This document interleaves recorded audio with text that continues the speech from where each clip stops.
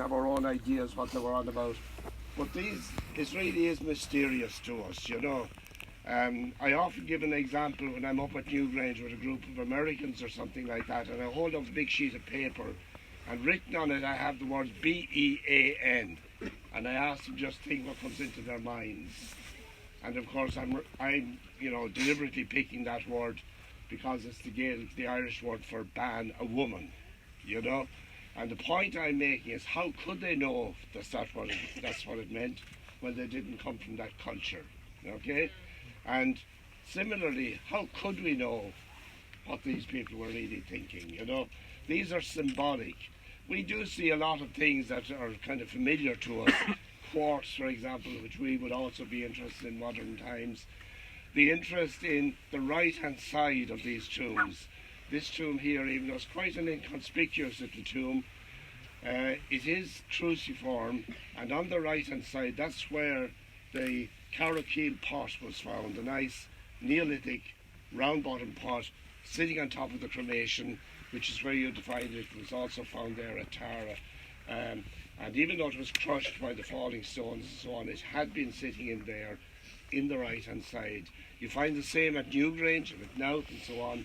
The right-hand side is always given this a bit of preference. And there's a huge emphasis in these sites on the axis. At Newgrange, for example, the axis, there's a line on the highly decorated stone at the entrance, and there's another line on the highly decorated stone at the back of the tomb, of the cairn. And if you draw a line from one of those lines to the other, you're going straight up the passage at Newgrange and you're dividing the cairn in two. So in other words, this axis is really important to them. And of course the axis is the axis, in the case of Newgrange, of the rising sun. But here there's a double axis, because not only do we have this one, but in the evening we have the setting sun coming in from the southwestern side. And there's an axis there too, and we know it because there's only one decorated curved sun up there on the northern side.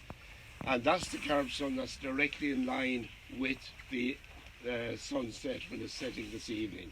So that's the axis, in other words. So they were aware of this axis as well.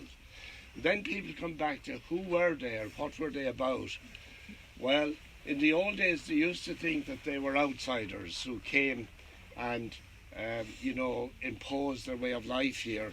But in reality, how could they have known the place so well, you know, if they were outsiders? How could Sliabh na Món have meant so much to them? It's clear that they are people who belonged in the area. But the other thing that's beginning to emerge from DNA studies, and we haven't done any here because it's hard to get DNA results out of cremated bone, which is what we have here. But what's beginning to emerge is that these people, it looks like the ones across the megalithic tombs in Carramore and the Boyne Valley and so on, they were related. They were probably some sort of an elite group in society that were being, you know, were creating these. They're related to each other like, you know, European royalty, you know, that sort of idea, you know. How closely related with emergent studies go on further, but they seem to have been related to each other. So were they people who came in on top of a society that was already here, or were they part of society? It's difficult to know. But what's very clear is that the people who were here in this discrete valley, they were very aware of what was going on elsewhere. There are ideas here, and I won't go into them here, I won't bore you, but there are ideas being worked out here at Knockroe that occur not just in the Boyne Valley, but occur in Brittany as well. And in Brittany they were actually 1,000 or 1,500 years earlier. They also turn up in Malta, of all places, and the Mediterranean.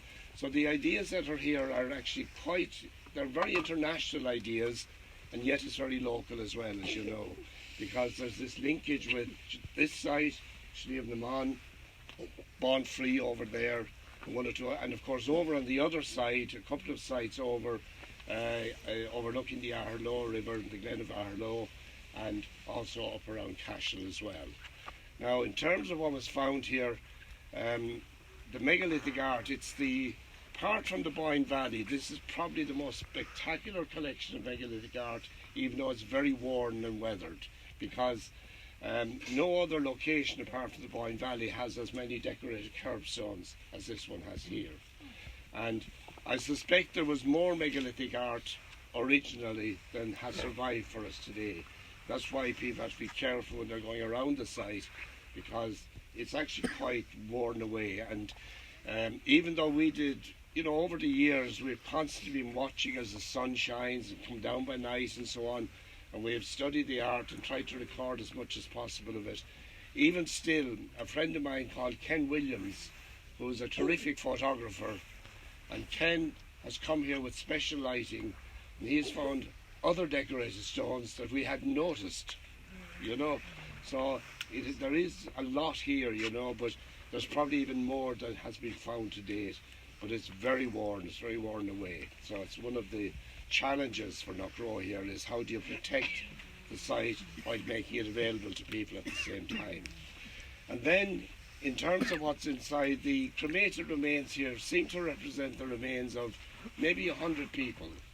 And the evidence that's coming out in other sites as well is that generally these people were placed there over a period of about maybe a century or two. It's not a long, you know, century after century sort of a burial activity. Most of them went in a period of about a century or two, and they must have been some sort of a family group or something like that. It's hard to know. And then they would be in a lull in this case, and here there was more activity here around 2000. The initial activity was just before 3000 BC, and then there was pottery found around the entrance to this tomb here about 2500 BC, that dated from, and then there was more pottery found inside that dated from later again. So they were coming back at different times to the site, okay? And we know that while we don't have any evidence for it here at Knockroe, we know that at other sites, for some reason, the people in the Iron Age, and they're the people just before Christianity came to the country, in the centuries around the time of Christ and just before and after that, usually the 3rd or 4th century BC, or AD I should say, people came back to these sites again and were placing offerings in front of Newgrange, for example. They looked like they were feasting at Tara, not far, just beside the Mount of the Hostages. There was stuff that came from Roman Britain, you know, from the kind of margins of the Roman Empire, was found at Tara, both pottery and glassware, sent off to different experts in England to be examined, and they came back separately with the same report. This is classic type of material you would find in Roman Britain, with one difference: it seems to be all related to drinking. Okay. You didn't have any of that going on down here at Knockroe, okay? All right. So listen, thanks very much, everyone. I'm sorry for...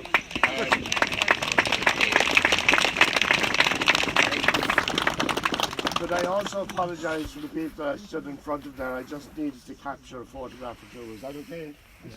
Thanks for everything. Thank you.